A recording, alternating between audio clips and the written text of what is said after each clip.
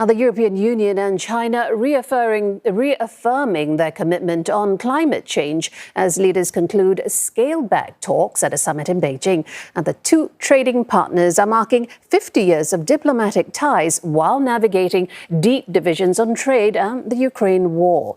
Chinese President Xi Jinping told EU leaders to make, quote, correct strategic choices in the face of global challenges when he met with them earlier today.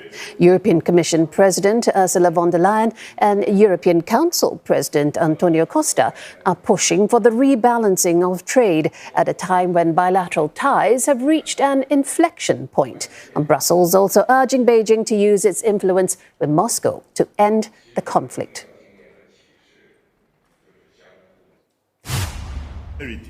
Now, the EU leaders are holding a media conference, that is after meeting the top Chinese officials. Let's listen in. Certain issues. Promoting and protecting human rights is a central pillar of the European Union's engagement with other countries, including with China. We welcome the recent round of the European Union-China Human Rights Dialogue that took place in Brussels in June. Today, we reiterated our concerns, and we will continue engaging on this important topic. Last but not least, an important part of our agenda concerns on our trade and economic relations. The European Union and China together account over a third of global GDP. So having a fair balance in our economic relation is essential. We discussed trade distortions, imbalances and market access issues, with one clear message as a bottom line. A fair and mutually beneficial trade relations are possible and should be our joint aim. And there you heard portions, a very small portion of the press conference being held by the EU at a pivotal summit in Beijing, marking those 50-year diplomatic relations between the EU and China. You see the comments touching on what the EU has called an inflection point in ties and calling on Beijing to deliver real solutions to rebalance economic ties. Well, for more on the press conference and what happened a little earlier in the meeting, let's bring in CNA's Deborah Wong live from Shenzhen. Deborah, first of all, the EU leaders, we heard there a portion of the press conference. What do you make of the remarks that you've heard during the meeting and that press conference just now? So a very quick summary, EU leaders talked about working together with China for global security, global peace and stability as well.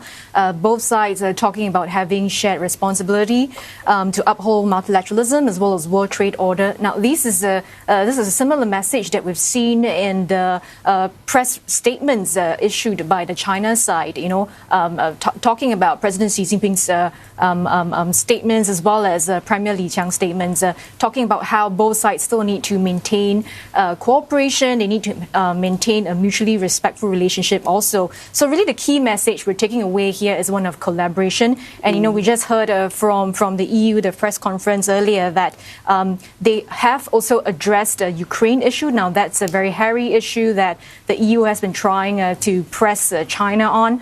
They acknowledge that it is a controversial issue. It's not going to be easy to resolve, but they also note that the conversations surrounding that will continue. So we can see that, the comments coming out of the meeting, coming out of the press conference, it's not as fiery as the comments that we've seen in the days leading up to the summit, where both sides were essentially slamming each other for restrictions and for sanctions, particularly on EU sanctions on two Chinese banks at the China-Russia border. So, so far we've not seen any concrete details as to whether they're going to be signing any agreements, but perhaps this is something that we could watch out in the next couple of weeks.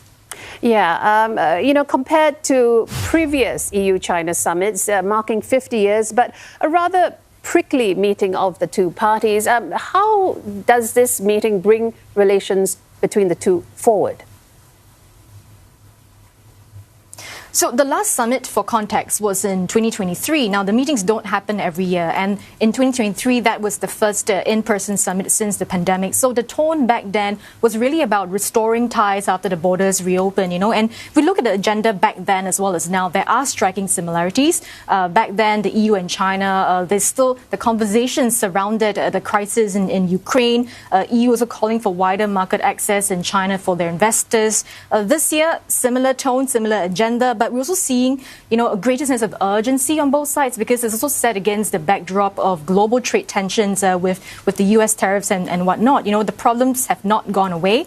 Both sides know that they need to approach this very civilly because global stability is at stake given the ongoing conflicts in the Middle East as well as in Europe. So what they're intending to do, I think more concretely, is to release a joint statement on climate change response, given that the US has withdrawn from the Paris Agreement. So we're seeing them commit to uphold the Paris Agreement, accelerate global renewable energy as well as access for green technology for developing nations. Now, this is key because China is carving out, an alternative world order that sort of pivots away from the US, and sustainable development really does seem like the way it's going to go. Back to you.